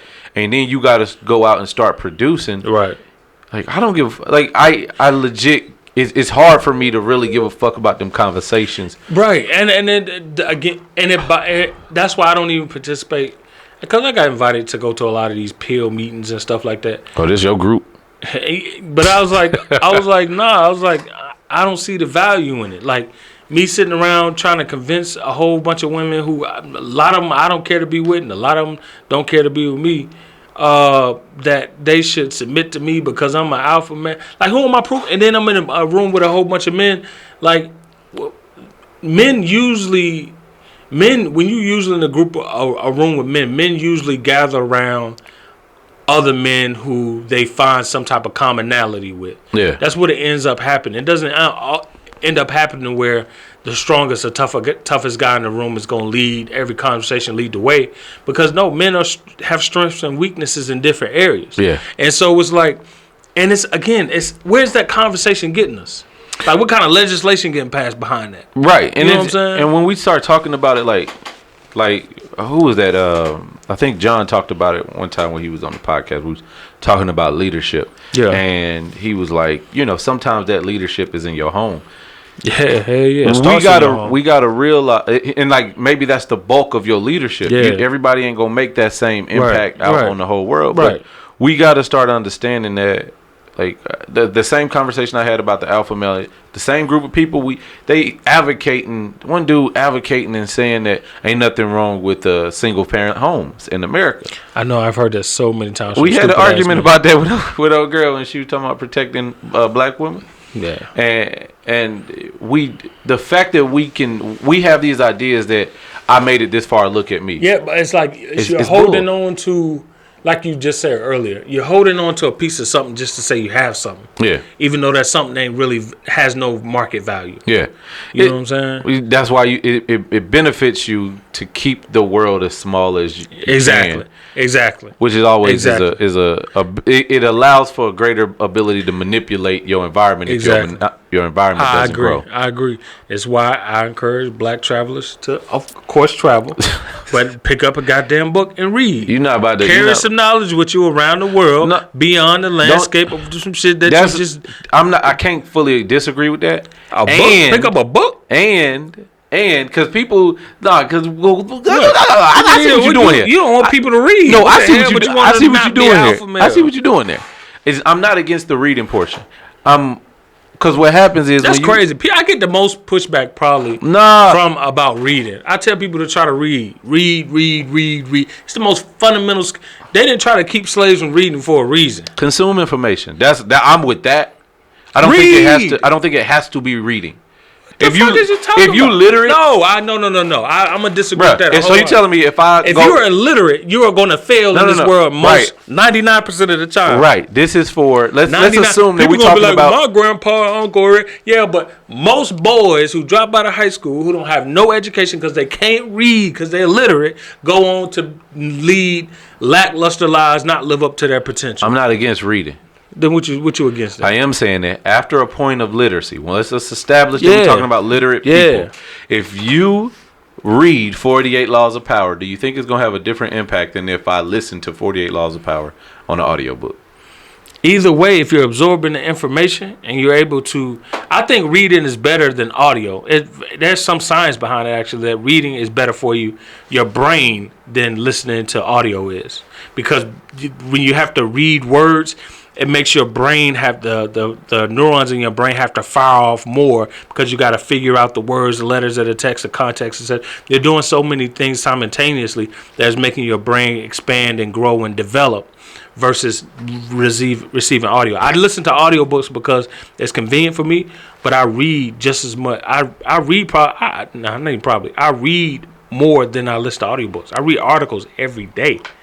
I'm not. Yeah. Again, that's the part where I'm not against read it. docs On every one part, day. cool. Take in the knowledge the way you take in it. But the but second I don't part want is people to read like I touch read. down, touch the ground, bro. Like there's nothing like. Because what we do is, and I hate when people do this, they go and they do one or two things. They want to, especially when we start talking about Africa, they want to keep Africa in this box of, oh man, like I went and helped kids with flies on their lips, or they'll say something to the effect of like, There's kids with flies on their lips, or they'll only stay in resorts. They'll only stay in the resorts and see the most manipulated part that's curated towards. No, touch down, touch people. The first thing I wanted to do is see who was there and what they was on. Yeah. The common folks. Yeah. That's the part that matters. I do that. I try to do that in every country I visited, actually. All three touch of the them. common folks. I try to at least go to somebody's house. All three of them. Yeah. Oh. Yeah, no. For facts. All three of them. All right, we're going to jump into the articles. All right, yeah, let's jump into the articles. All right. So I'm going to go ahead and read them off, and you just tell me if it's something that you... Should we say dig or diss? Should we say you smoking on that pack or not smoking on that pack? What? I don't know. You got to think of something. Young references you making? See, that tell me you don't listen to the vloggers. Smoking on that. All right. So you just tell me if this. You could tell me your thoughts. So I don't know, bro. Say whatever comes to mind. All right, we're gonna deal with the. First off, I try to get all my black news from black media groups, and I chose Atlanta Black Star. I think Roland owns this one. I'm not sure. Anyway, so advocates disappointed after Bruce Beach family sells back land that once was a black-owned resort to LA County for $20 million. So this was basically the grandson of the owner who owned who owned the beach in Manhattan, and they sold the state came and basically took the land from the black family that owned it, and in exchange, this was like in the 1920s. In exchange, gave them the blacks bought the land for $2,000. The state came and said, we're going to use this for public property, for public use. Domain. Yeah, and give you $14,000, which is a significant amount of money at that time, in the early 1920s. $14,000. And then, see, the part of the deal was the state was supposed to keep the land. What they fucked up at is the state sold the land to the county, who then used the land for private use, like private to make money from. Yeah. And so the Bruce family fought for it for years with the help of protesters, of course, and demonstrators, and a lot of lawyers that got involved to do the work. And they basically got the county of LA to agree to give the land from the, I think it's either the state or the county, but give it back to the Bruce, who's the grandson of the original owner. And he turned around and sold that motherfucker like 2 months later for like $20 million. I mean, so it don't mean nothing if he can't do nothing with it. I think that I don't have a problem with him selling it, right? Mm-hmm. Like, because a part of our issue is that black people didn't have the opportunity to accumulate the wealth, capitalize. So who's to say what he is and what he will and won't do with the assets from that? You know, you hope he does his best he can with it. Mm-hmm. If not, you know, niggas gonna nig. I'm not surprised by the state. I'm not surprised by the county. I've worked in the government before, so I know about eminent domain, but I also know that in these situations, like the state and the county, they don't really work together like that. But I think we should have and hear about a lot more of these type of situations, because it happens a lot. You know what I'm saying? When they use land for eminent domain. My uncle had to move out of his place, and they kept like really what they did was they didn't give him the amount of money that he wanted or deserved to be displaced, but they wanted to expand the airport. And so they throw you some little weak offers, and they continue to do it, and then they say, oh, we're going to use this for the county or the state or whatever, and they try to use eminent domain that way. So it's messed up. especially in markets where like you talking about a city like LA. What else you gonna do when you? Now that was like 3 miles of land. Yeah. So that was that for 20 mil for 3 miles. That's a steep amount, but to the same extent, they missing not just him selling that for 20 mils. Okay, but you got to think of how long that they've had this land and kind of janked around people that could have been capitalizing on it and developing that land. Yeah, I agree. You know. Yeah, I mean, I think the millions was probably justifiable to the end, because I think if they I don't know much about that county area, but if they sold it, was able to sell only 3 miles of it for 20 mil, I think his family would have eventually sold the land probably for a little bit cheaper. Mm-hmm. Sooner and cheaper. Yeah, sooner and cheaper. So I think that was fair. I think it was in 20 million. He can do a lot. He can do a lot of investing with 20 million. He can change. He did with that land. Was what his family, his forefathers want him to do with the land. Yeah, enrich his family. Yeah, you know. So $2,000 investment became $20 million for your grandchild. Come on now. 100 years later. I mean, come on now. So we got to be realistic here. The optics don't look good though. No, the optics don't look good at all. His wife is a white woman. Oh dang! Yeah, his wife is a white woman. Dang. And I went in L.A. And all these protesters fought long and hard and sacrificed, and the lawyers that worked on this case and a lot of other tangible participants worked on this case to win him over this land, and didn't ask for or require a cent out of it, but they probably wanted their efforts to lean towards a lot more.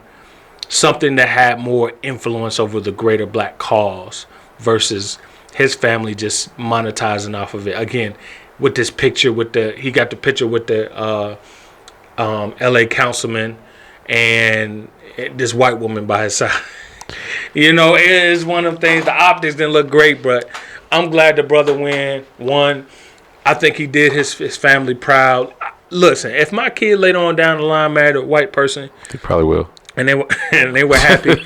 I'll be happy for them. You know what I'm saying? I'm like, if white or black, whoever, Spanish, Indian, whoever they marry, I'll be happy for them because I want their happiness. I don't want them to die on this black hill that my ancestors have died on, and that I've killed 10 years of my life.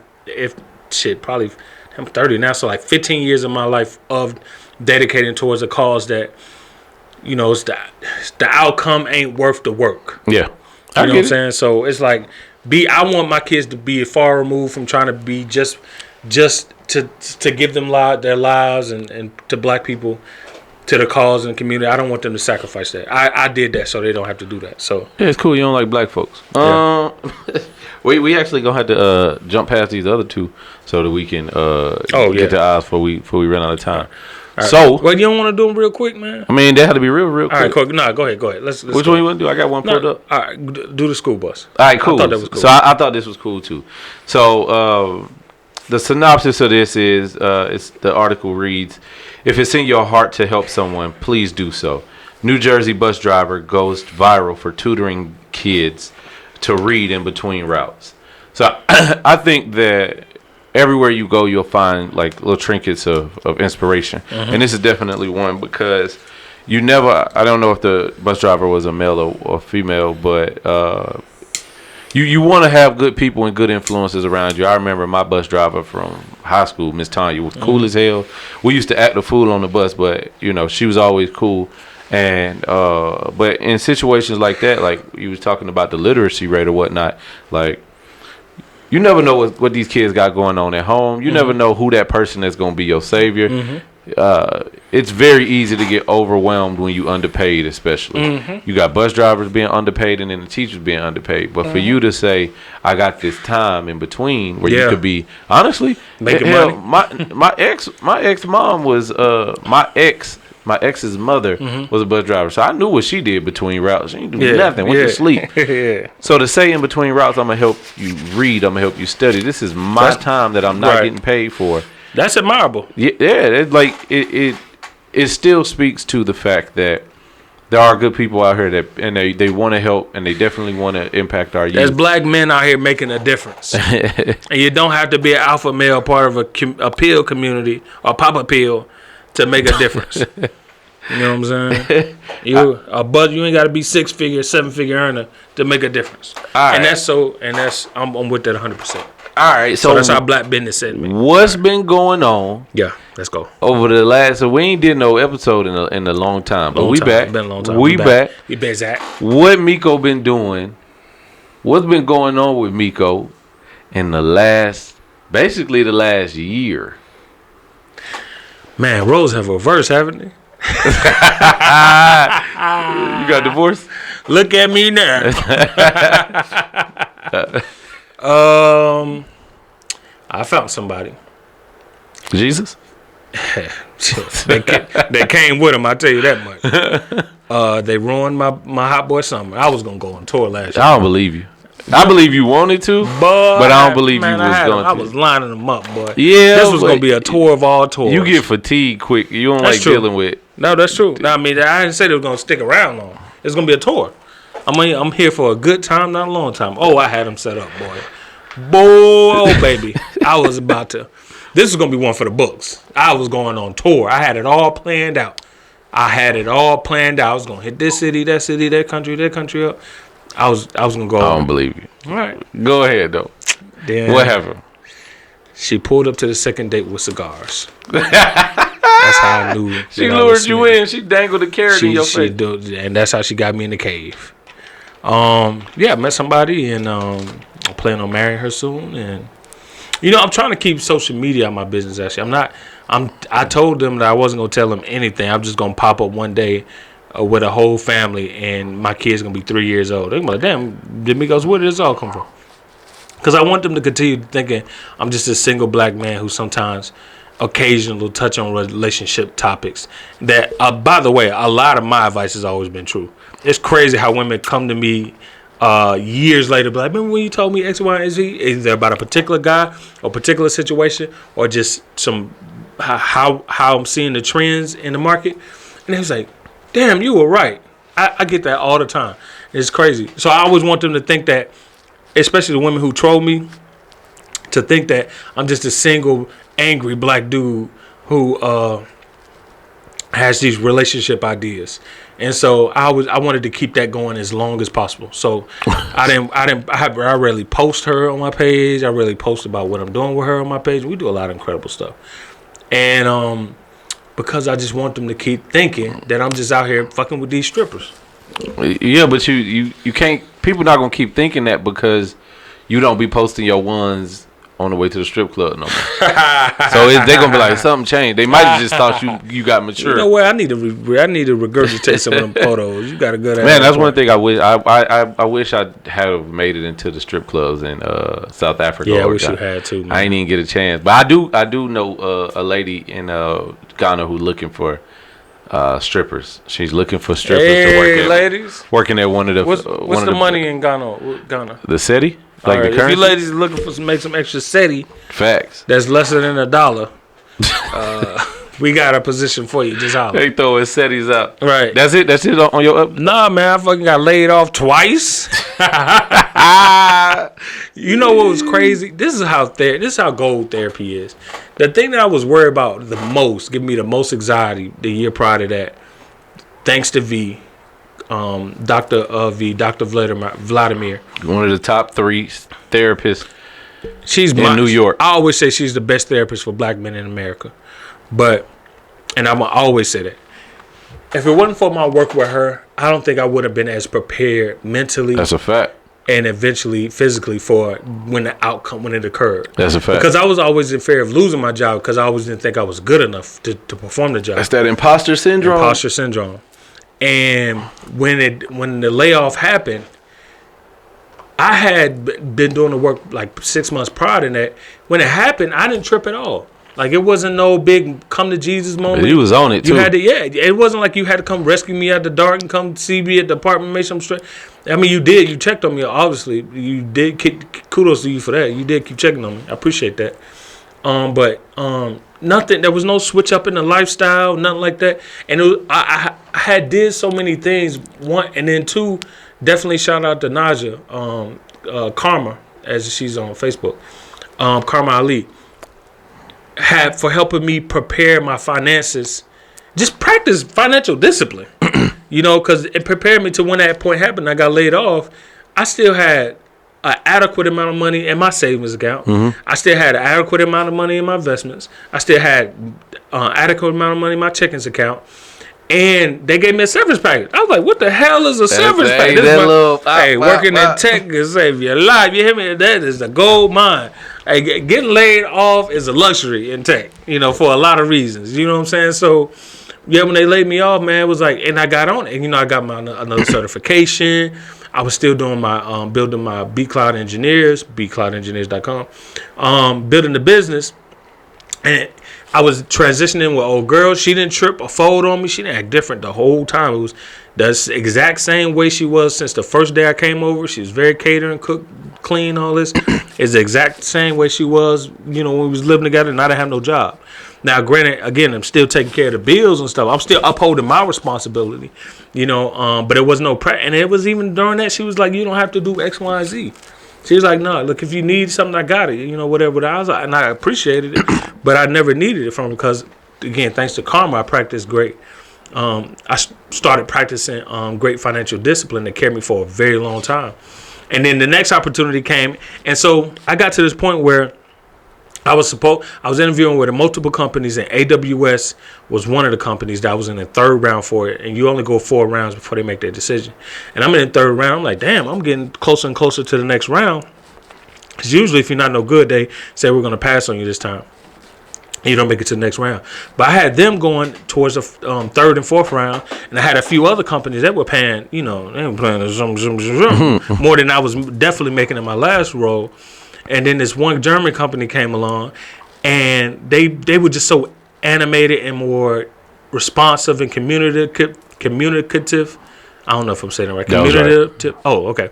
And so they communicated more, and they were just more responsive and everything. And it seemed like a more exciting opportunity. And I was chasing my own ego. That's another mistake I made. I was chasing my ego. Because they was like, oh, you can come train. We're going to come train you in German. You can work with German engineers.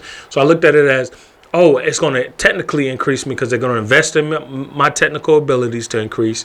And I could be an international cloud engineer because now I'm working overseas, baby. You love that. This was crazy because, I never experienced nothing like this in my life. I never even knew experiences like this were real or what happened to people like me. But they flew me out. They flew me out to interview me the same day. It was. I had to catch the red eye back. It was a 1-day trip, no hotel. They flew me in to interview. They offered me the job the same day. This was like my 4th, 5th interview at that time. They offered me the job the same day, and I took it because, again, my ego leading with these German engineers are going to train me up because they're shrewd, they're great engineers, and they're about efficiency, and I get to be international, cool cloud engineer. And even though the money wasn't as comparison with the other companies were offered me at the time, and so I took the job offer, and then the next week, next 3 days later, I was on the plane going out to Germany, and I was out there for like a month. So, and that was the next podcast I got to talk about my experiences in Germany because that was unique. But and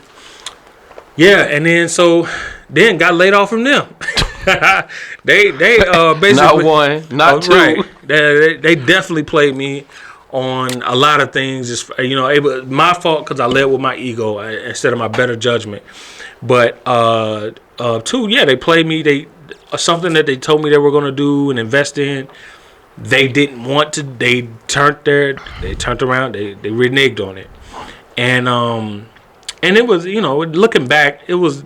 I was glad not to work for that company because it was a lot of things with that company that just weren't. I knew long term it wouldn't mesh well, but I still got a lot of love for people that worked at the company. I made a lot of great, valuable connections at the company, but it just wasn't a good fit. And even though after a while, the more I sit with it over time, the more I feel like, damn, they really played me. But again, that taught me not to lead with my ego and taking opportunities. But then, so then I got another opportunity. I had some crazy things happen. I know we're going to go deeper into this in the next podcast, but I got to say this part about, I had an interview with this company back in November. They wanted to offer me the position in November. By the way, I did get a severance package from the second company. So that was a good little next check. I interviewed for this other company. I got interviewed, and they wanted to make me the offer. I went through all 4 rounds, and it was too late for them to get the process the paperwork. You already know the story. Process the paperwork, HR paperwork for my background to fit there within their time frame of doing onboarding training. So they said we're gonna push it out to January. All right, January came. They officially sent me the offer letter in December. I counter offered because I always put that a mental note in the back of my head because I remember you told me to always counter offer. Facts. I counter offered, and they actually end up coming back and saying, okay, well, this position can't go that high, but what we can do is we want to recommend you for a higher level position as a cloud solutions architect, which has always been my dream consultant role, ideal role, as an engineer. And so I was like, for real? I was like, damn. So I was wrecking my brain, going crazy studying the night before because I didn't know what to expect on the call. But the call the next day was like a 15-minute call of him just introducing me to the supervisor seeing if I'm a cool guy or not, whatever.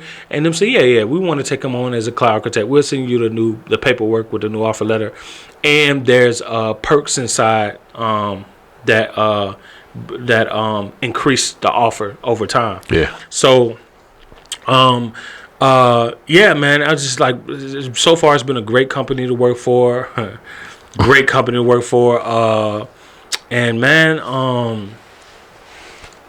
and just, B Cloud Engineers has grown, man. We've got a second person, got their cloud certification. We're working on both of them getting another additional cloud certification. And then one of them we're currently right now working on them getting a job, their first cloud job role. So I'm anticipating those 2 results by March, between March and April. And once they get their positions, and these are people who don't have any technical background, education at all. So once they get their jobs and get on, everything's $1,000 and up. Hey, that's what's happening. All fees, all you ain't talking to me unless you pay my constant. Yesterday's prices ain't today's prices. Oh, hell no. It don't help too many people that change their life around from completely zero to nothing, not even having high-figure careers. They got all type of mobility within these careers, remote, work from home. You get to spend more time with your kids, more time with your friends, more time to do things that you like. And you got a high demand skill that's going to continue to increase over time. Yeah, $1,000 and up. But yeah, man, that's mostly been for me, man. And my sister moving away. Today was her goodbye day. Moving to Arkansas. Shout out to Tay. That's my baby. Shout out. Moving out. I was kind of real sad about that. But again, we're gonna talk about that in different podcasts. There's so much to unpack there, but. Yeah, man, moving in with my lady, I bought a house. That's crazy. I bought a house. I didn't even think about buying that. I was gonna buy a house, but yeah, when the first step was prior to me buying the house was me moving in with her because again my lease was up, and I told myself and I told you and everybody I ain't never moving in with a chick again. I advise highly against it. I still advise highly against it. Fellas don't move in with no woman. All right, these were exceptional circumstances, but yes, ladies, I still paid the bill. I ain't like, look here, woman taking cash. Shut the fuck up. But again, they over their head. They only hear the criticism.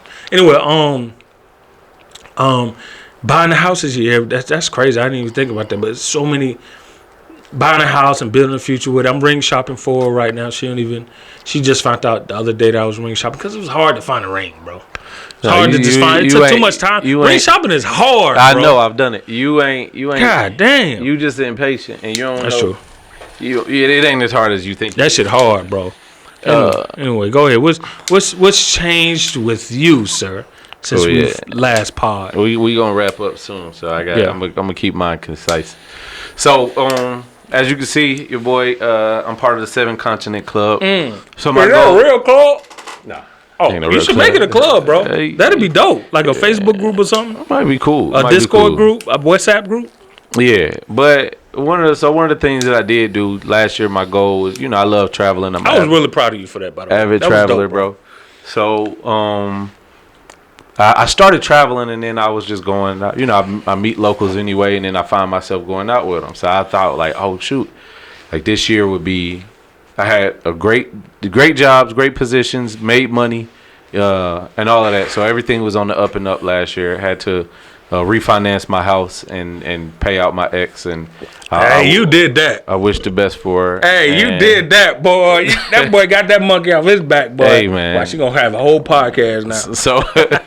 So my goal, I was just traveling. I made sure I leveled out everything else in my life. Kept my. If your mom could see you today, bro, she would be like,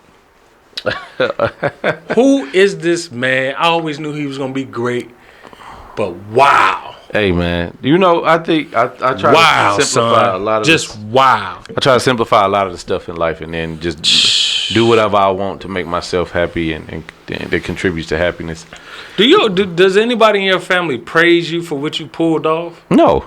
We got the whole segment. We got to talk about that. Yeah, no. But we're gonna talk about how the successful blacks in their family, who are often the Harriet Tubmans and the first of their family, don't get the praise and accolades from their family that they should get. It's a lonely road. Breaking barriers. It's a lonely road. Yeah, big facts. But yeah, so I found myself dating when I went to these places, and then I was like, okay, I'm gonna go. If I go to each one, I think that's cool to go see 7 continents. Yeah. I think it's also cool to do it in a year.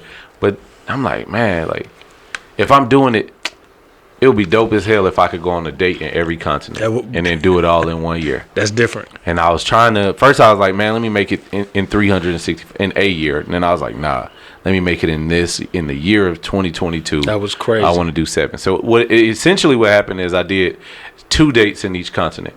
And so when I went to a place, I might go out on. You did a date in Antarctica, bro. I didn't know how the hell you was gonna pull it. I didn't know how the hell you. I did 2 dates in Antarctica. And so that was an amazing experience. Again, half the time I was working my jobs, and then I would just fucking with penguins and go on vacations and work remote because my job afforded me that. And then talk about it. The other half of it, I actually got laid off too in November, and by November I had already done three continents, and I was setting myself up to start taking vacations, but I knew the traction was already there.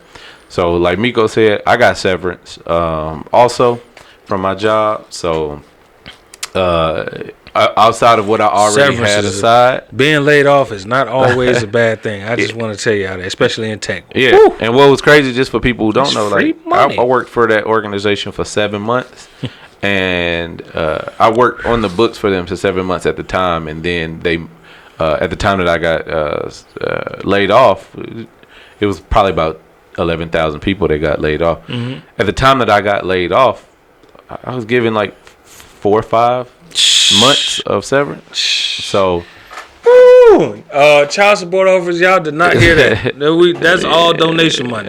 Well, it don't matter no more. I also, and most of my friends know I have had issues with not only my son and mom, but my lawyer that I initially hired. So I gotta go through this whole thing just to kind of get the time back with my son that I had before. I just want to see my son. And that in itself, when you're dealing with the system, it's a costly thing. But I would never not fight for my time with my son. So that's where I'm at with that.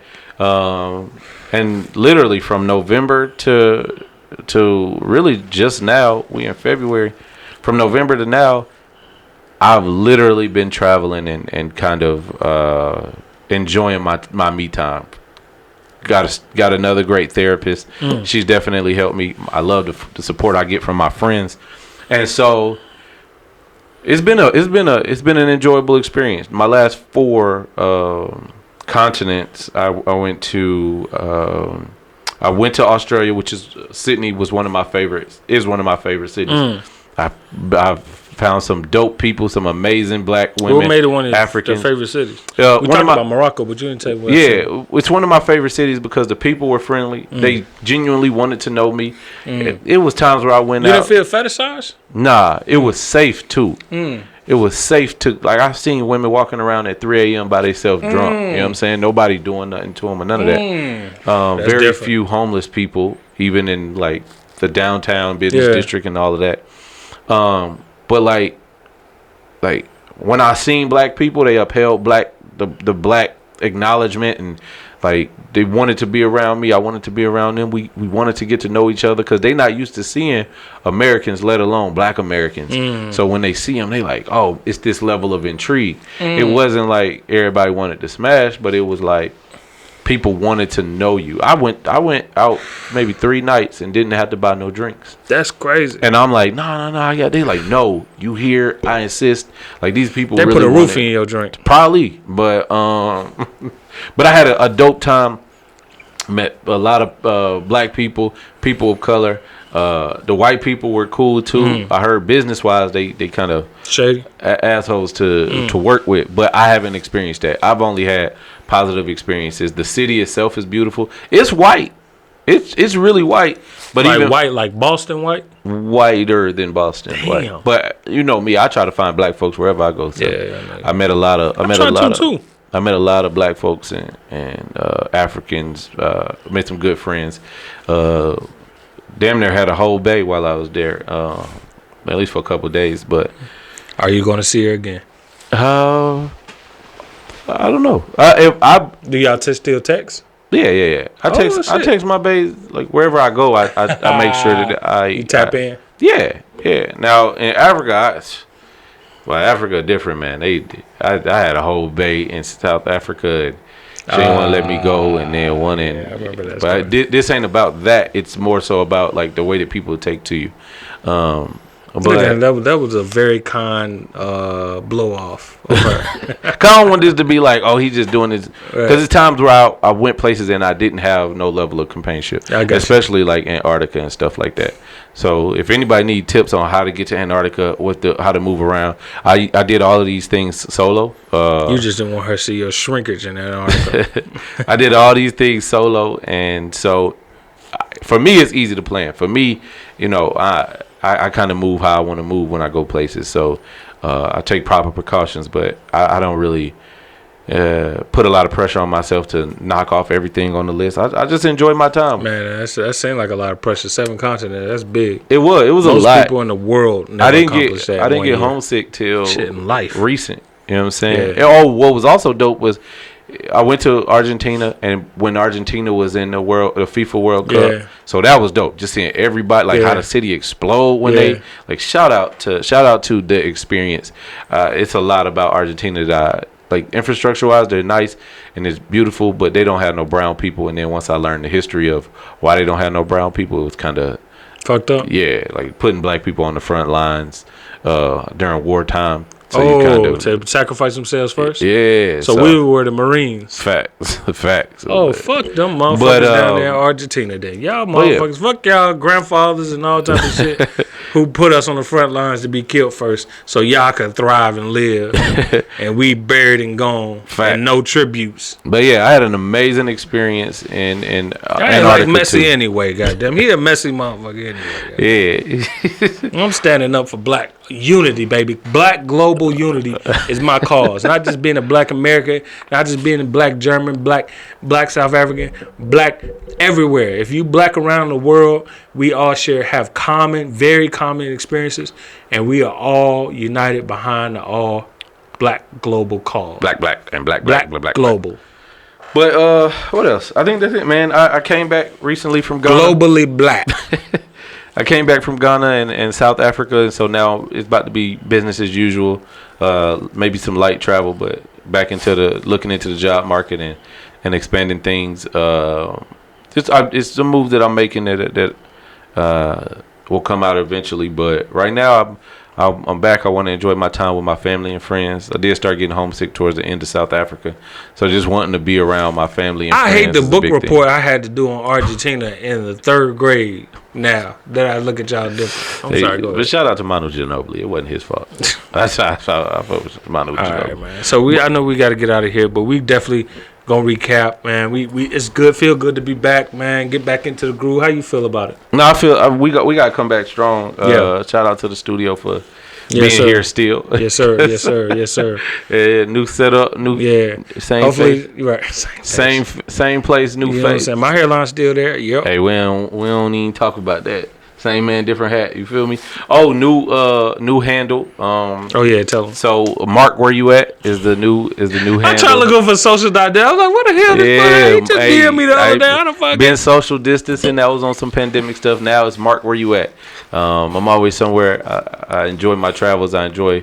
That's something that I want to bring to my son, passports and all of that. So that's gonna be in my near future with him, and sure, he might be on the podcast one day. Just. Hey, when we get our travels going on, telling the truth about how you don't watch him and you just let him play the game all day. Facts. Or you don't let him play the game. You did that coding, but facts. He get tired of eating tapas and shit. Got to leave the house. Hey man, we black men and cigars. Yes, sir. We appreciated y'all time, effort, and energy. Follow us on YouTube, Black Men and Cigars Podcast. There we go. On YouTube, Black Men and Cigar Podcast. On IG. What they say? Make sure you like, subscribe, and follow. Look at the link. See the link here? Ain't no link, motherfucker. Got your ass. But yeah, man. We appreciate y'all.